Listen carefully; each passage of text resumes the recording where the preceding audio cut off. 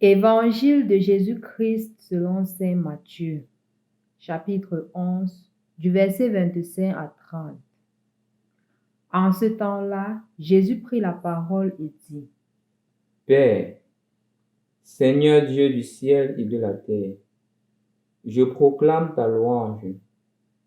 Ce que tu as caché aux sages et aux savants, tu l'as révélé aux tout-petits. Oui, Père, tu l'as voulu ainsi dans ta bienveillance. Tout m'a été remis par mon Père. Personne ne connaît le Fils, sinon le Père, et personne ne connaît le Père, sinon le Fils, et celui à qui le Fils veut le révéler. Venez à moi, vous tous qui peinez sous le poids du fardeau, et moi je vous procurerai le repos. Prenez sur vous mon joug, devenez mes disciples, car je suis doux et humble de cœur, et vous trouverez le repos pour votre âme. Oui, mon joug est facile à porter, et mon fardeau léger. Au nom du Père et du Fils et du Saint-Esprit. Amen. Loué soit Jésus-Christ et bonne fête du Sacré-Cœur de Jésus. C'est l'une des rares fêtes qui a été officiellement instituée par Jésus lui-même. Et ceci, c'est à la suite d'une révélation qu'il a fait à Sainte Marguerite Marie au XVIIe siècle, lorsqu'il se révèle à elle et qu'il lui demande d'instituer la fête du Sacré-Cœur en son honneur pour exprimer combien il aime l'humanité et combien l'humanité doit aussi prendre conscience de cet amour, parce que malheureusement Jésus-Christ se rend compte que il aime l'humanité, mais l'humanité en retour ne fait rien.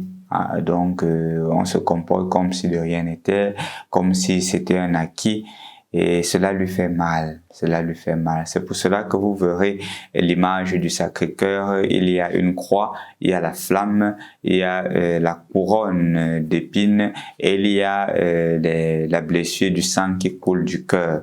Et chaque signe là-bas est symbolique. Chaque signe est symbolique. La flamme, justement, symbolise l'amour, la puissance, la force de l'amour qui brûle, qui enflamme l'humanité. L'amour de Jésus qui enflamme l'humanité. La croix, on le sait davantage, non? On le sait très bien, symbolise la grandeur de l'amour jusqu'au don total, au don et la mort sur la croix, la plus grande humiliation qui puisse exister. Je crois que je l'avais déjà dit, la croix avait été inventée par les Perses. Et plus tard, lorsque les Romains se sont rendus compte de cela, ils ont pris et l'ont adapté, dans la mesure où maintenant on meurt par perte de sang. Donc on te crucifiait sur la croix et le sang coulait, tu mourais parce qu'il n'y avait plus de sang dans ton corps, avec beaucoup de souffrance. Et Jésus a accepté cette grande humiliation de son époque par amour, le don total. Et on ne doute plus du sang qui coule et des blessures dans le cœur de Jésus, la souffrance qu'il a endurée, le sang qui coule par amour pour toi et pour moi. Et enfin, la couronne d'épines, c'est celle que Jésus a portée, la souffrance et la mort, par amour pour toi et pour moi. C'est ça en fait la fête du Sacré-Cœur. Jésus qui m'aime, Jésus qui t'aime, il nous aime jusqu'au bout. Vous savez, cette fête, ou du moins, cette dévotion du Sacré-Cœur n'a pas été acceptée facilement dans l'Église. Déjà, quand Sainte Marguerite Marie racontait cela, ses consoeurs ont commencé à la critiquer. Sa supérieure même lui a interdit d'en parler, de revenir au principe de la vie communautaire. Mais grâce à son humilité, grâce à sa simplicité, de plus en plus, celles qui la critiquaient se sont rendues compte que c'était une chose qui était surnaturelle. Ce n'était pas du n'importe quoi, c'était justement la manifestation de Dieu. Et plus tard, c'est ainsi que cette fête du Sacré-Cœur a été instituée par le pape Clément XIII. Et le pape Pie IX, plus tard, va l'étendre sur toute l'Église. Donc, comme pour nous faire comprendre que c'est un moment de grâce que nous recevons. Et il est aussi stipulé que pendant ce temps, il est conseillé aux chrétiens de recevoir l'Eucharistie, de recevoir les grâces que le Seigneur nous offre dans le sacrement de l'Eucharistie. De ce fait, je voudrais vous inviter à aller à la messe en ce jour, soit la messe en matinée, soit la messe en soirée, et de communier. Parce que c'est Jésus qui te demande cela aujourd'hui, de faire ce petit effort, de tout le temps qu'il te donne, de toutes les 24 heures. Trouve 30 minutes, 1 heure pour aller célébrer l'Eucharistie et de recevoir Jésus qui t'a aimé, qui t'aime et qui t'aimera toujours. Dans l'évangile que nous venons d'écouter, il est question ici de Jésus qui parle du fardeau qui est léger. On pourrait même se demander en quoi est-ce que cela est en rapport avec la fête du Sacré-Cœur qui est justement l'amour total de Dieu, l'amour total de Dieu fait chair, devenu homme pour nous. Je voudrais vous raconter une petite histoire qui m'a beaucoup marqué et je voudrais vous inviter aussi à entrer dans l'univers de cette personne qui m'a raconté cette histoire. C'est une jeune fille qui, en classe de 5e, est dans une famille normale avec papa et maman. Étant avec papa et maman, les choses se passent bien. Lorsque les enfants finissent la classe de 5e, ils vont en 4e, la maman décide de les inscrire à la catéchèse. Et là, la maman pressentait déjà la situation en famille. C'est ainsi que la situation en famille devenait de plus en plus compliquée. Papa qui battait sur maman, la violence domestique se faisait de plus en plus présente. En famille, c'était difficile, c'était compliqué. Et toute petite qu'elle était,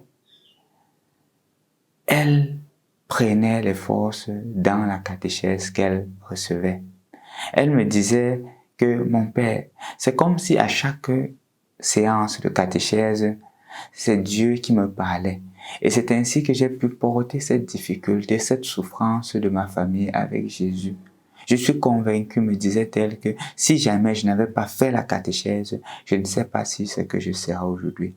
Parce que pendant tout ce temps, j'étais à la catéchèse et Jésus me donnait davantage la force de pouvoir transporter ce fardeau-là, transporter ces difficultés et pouvoir les vivre plus sereinement, avec plus de confiance en Dieu, malgré les difficultés, malgré le fait que de temps à autre, je pleurais grandement. Mais le Seigneur m'a aidé à porter la difficulté. C'est ça le Sacré-Cœur de Jésus. Jésus n'est pas là pour te condamner. Jésus n'est pas là pour te dire que tu n'es rien. Jésus est là parce qu'il t'aime. Et quand le fardeau est lourd, il est là pour t'aider à le porter. C'est pour cela qu'il dit que mon fardeau est léger. Quand tu viens te poser sur moi, je t'aide à porter cette difficulté. Cette petite fille l'a portée. Elle a porté la difficulté de la vie familiale. Même lorsque les parents se sont séparés, elle a pu porter. Même lorsque son papa les abandonnait à la maison, il partait des jours et des jours hors de la maison sans rien laisser à manger.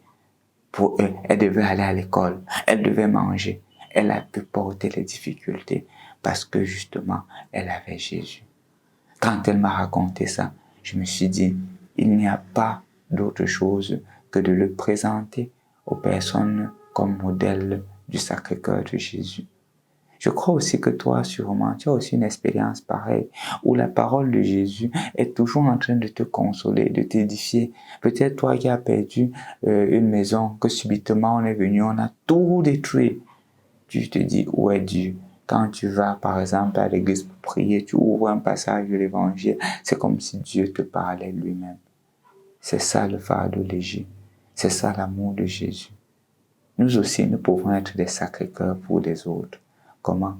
En consolant les personnes qui souffrent, en étant compatissants, en étant compréhensifs, en donnant une seconde chance à ceux qui sont tombés. Malheureusement, de plus en plus, nous agissons plus comme des juges que comme des artisans de la miséricorde, que comme des personnes qui sont habitées de l'amour de Jésus. Il n'y a personne qui n'est saint. Jésus meurt parce que nous sommes tous pécheurs. Et regardons aussi l'autre avec le même regard de Jésus.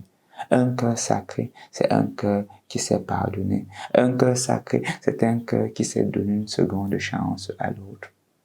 Aujourd'hui, sois comme Jésus, avec un cœur sacré, un cœur animé d'amour, un cœur animé de miséricorde, un cœur qui soit capable de tout donner pour le bien de nos frères et sœurs humains. Au nom du Père, et du Fils et du Saint-Esprit. Amen.